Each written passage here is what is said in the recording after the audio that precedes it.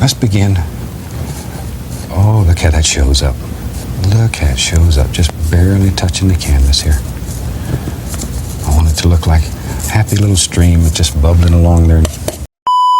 Hello everyone, and welcome back to today's episode of A Tribute to Mastery. If you've already been here, that's great. If you're just coming here for the first time, that's great too. In that case, hello, I am the painter once again, and today's canvas is yet another dark one, which I have created this by using a mixture of blue and red, mostly red though, because the blue is very strong, and we want this to be more red than anything, because we're going to have like a sunset thing back here, I believe. It's going to be super cool. So we're using the usual suspects when it comes to colors: blue, green, red, brown, yellow, white. So I think we're about ready to get started. We're going to take the white and we're going to use it to create a first light spot in our painting. We're going to go about here, I would say, and we're going to start here. We're going to want to keep a bit of a horizon line with this, kind of right here, and we're going to want to keep this extra. We want to keep this extra light, but we're going to primarily use the white here, and we're going to bring it out like this, just like that. We'll get a bit more white in there, and easily just bring some more white into this part right here. And then all of a sudden, we've got something going. We want it to be lighter near the bottom, just like that. And of course, we want the white part here to be the lightest part. So we're gonna bring this out a bit, just like this. Tap, tap, tap. And all of a sudden, we've got what resembles maybe a sun. Now, I remember when I was younger, it's just a random thought, but when I was younger, there was this book that I used to read like all the time. It was about a wolf that ate a lot of candy and sweets and stuff, and eventually, he wants to eat people, but he can't because he's too fat and slow. And then one day he's picked up by this family of fitness fanatics. I think the mom or the dad was a dentist, and so they had to remove his teeth or like fix them because they were super full of cavities and stuff. And by the end of it, the wolf is so happy with his fitness and stuff, he stops eating a bunch of unhealthy stuff. He ends up deciding to not eat the family because he's so happy that he's fit. And I don't know, it's just a random thought. I don't remember what the book's name is. If you can think of it, I don't know, let me know, I guess, maybe. And now we're gonna go over this one more time and just pull all of this over, and just like that, we have a nice sky going. And next we're gonna go in with a bit of red and some blue. I want this to be a very dark color. We're just gonna mix it up with our palette knife, which is a very useful tool. We use it in a ton of stuff. We want to cut through it so we have a bit on the edge, and we're just gonna go in here and we're gonna start adding in some nice clouds, I think. I don't know, with this it can be easier to just sort of trust the process. We're just gonna go in and put a bunch of these cross lines through here. I do kind of wish that you could hear this though. It's very nice. It's a very nice sound, very nice sensation. And we're just going across here and getting just about covering up most of the sky with this easily. We can even go in here, add some more red to this. There's a little smudge there, but that's okay, that'll be fixed soon. Now this part's very important. We're gonna do the same thing that we did before, just here now. We want these to just look like they're just going across, living their truth, just going day by day. And if you drag it across like this, it's much better than trying to bring it in and all of a sudden it's everywhere and you don't know what you're doing. I'm gonna go in with some more of this purple, and we're gonna go ahead and we're creating a mountain, and that mountain lives right here. Lives is subjective, but that's okay. And we want this mountain to go all the way this way.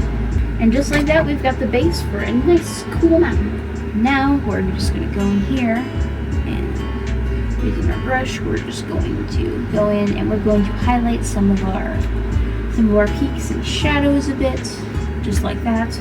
And for that part there, where we just cut out, we can go in here easily and we're just doing this easily, making our highlights with just white and some blue, and we're letting it mostly just pick up the color that's already on the canvas, and just like that, we have pushed some stuff into the background, some stuff into the foreground.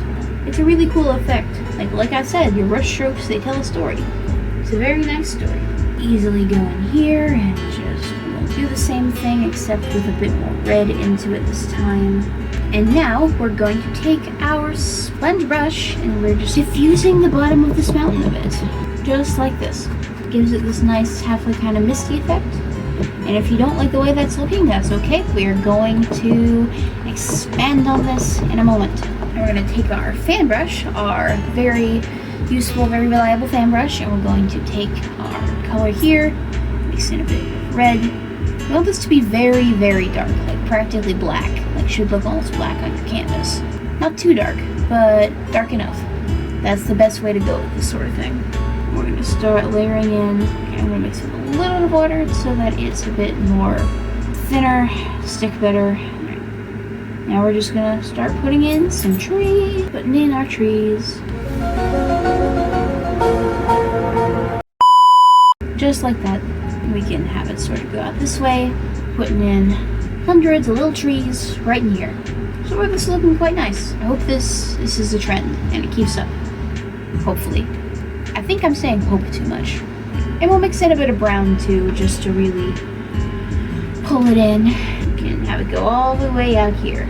We're going to take our dirty brush and we're going to get some green and a bit of yellow, mix them together. One good kind of tone of marbled.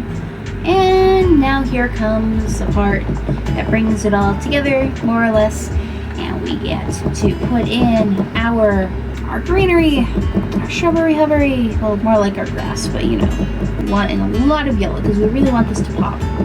Not like a ton, because then it starts to look like unnatural.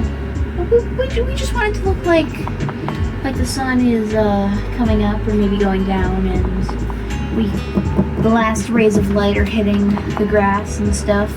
It's a very specific sort of look to it, and that's kind of what we're going for. We want to kind of layer it down this way, almost like a maw in a way, sort of semicircle type fashion, going this way and that. And we're just bringing it out this way, making it go in layers. We don't want it to be where it curves. We want a bunch of straight lines, a bunch of small straight lines, and they all work together to make a curvy shape. It looks a lot more natural than if we just started going in a circle or something like that. That's not quite what we want. And I know I might be accidentally doing that, but you know, do as I say, not as I do. And next we're gonna go in with our still kind of dirty, who am I kidding, very dirty fan brush, and we're just gonna go in here. We're gonna start adding in what's gonna be some dirt, maybe? Some more landmass? Either way, we're gonna create some layers with it. The background is very dark, so it can be difficult to see, but that's okay. You know, cleaning out my fan brush is one of my favorite parts of this, because I can just put it in and because the thing is, I'm able to just flick it around like this, and because I don't have a ton of water, I'm able to do it super fast and it creates a little whirlpool in my cup. It's very fun. I would recommend trying it as long as you know that it's not going to make it go everywhere. I am not going to be held responsible for any accidental room paintings. And so one thing we can do is we can just get it a little bit of white on here and just flick up. And it can just keep going here. It doesn't matter if it picks it up because the dark will just be brought right through it. Just like that. Adds a bit more color and oomph to it. Cleaning off the palette knife is also very fun because when you do it, it makes all these metallic noises, makes all these shing, shing, shing noises. It's a lot of fun. It's something I quite enjoy. That's part of what the joy of painting is, doing little things like that. And also, of course, you make a painting and then by the end of it you realize it's something completely different than what you originally imagined. Which I've had a couple times with these and it's really nice. You're going to want to get some blue white in here, and we're going to start on some water, so we're easily just going to bring this down here. Don't want to use too much, just a bit. Don't want to have too much on our palette knife here. And it's it's gonna go about halfway, I want to say. And we're just gonna bring a little bit more of the water down here. Make it look like it's really flowing on here. I think it's quite nice looking so far.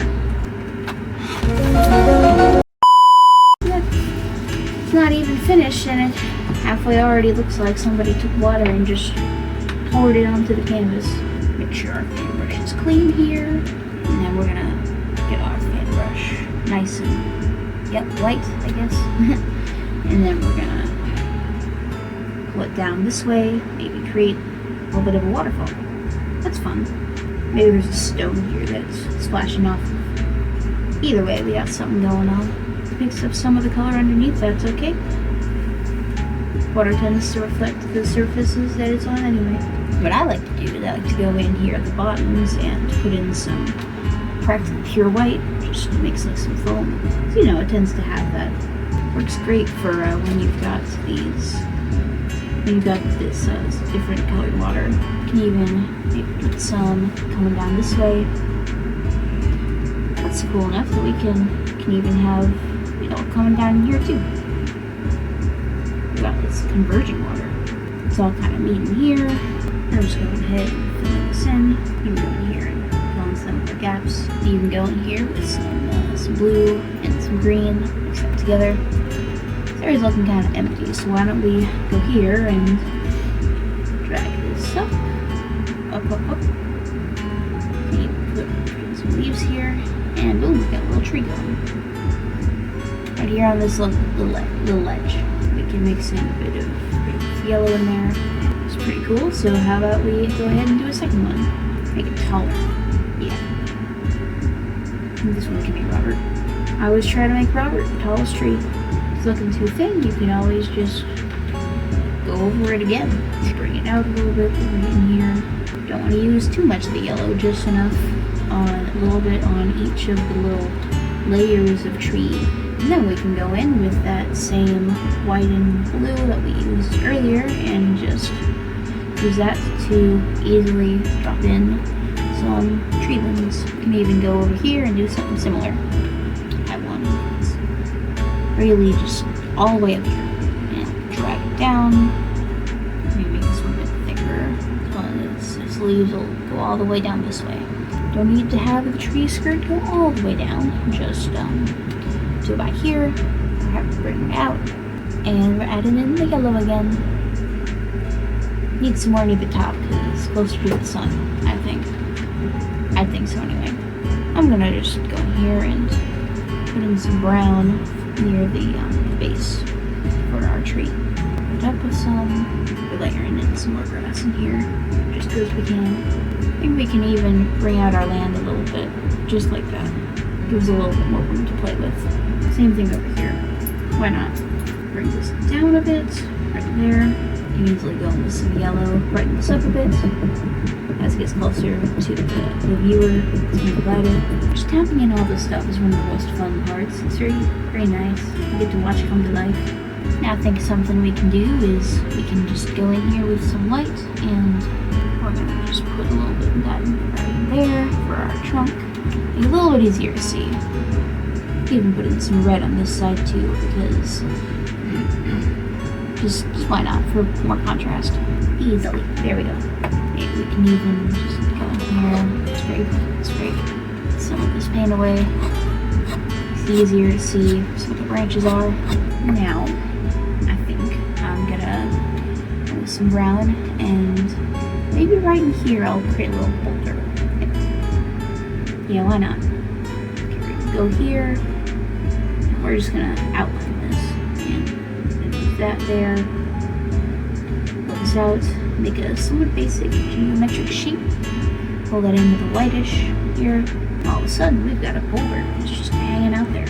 Where'd it come from? I don't know. It's always been there. Make this part darker. And now I think it's about time that we find a place to sign the painting. So it's gonna be your job to try and figure out where I did that. All right. I think this is going to be about it for this episode of A Tribute to Mastery.